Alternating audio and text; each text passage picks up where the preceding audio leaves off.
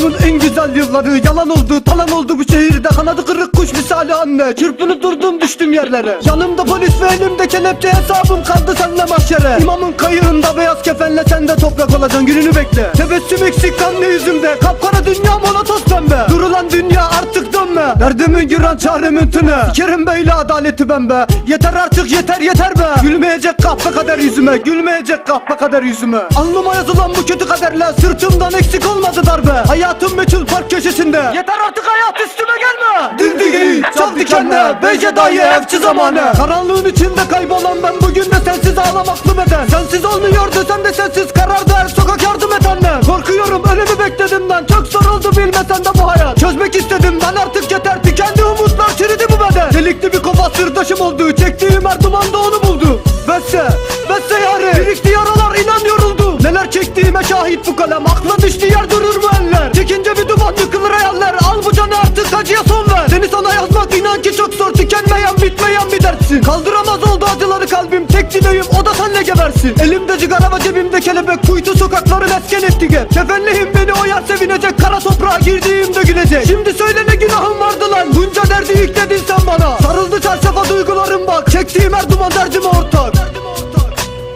Ben Doğan Cündür, sene 2013. Burası Bağcılar, Special Force, Maskara. Burası Çatıriko.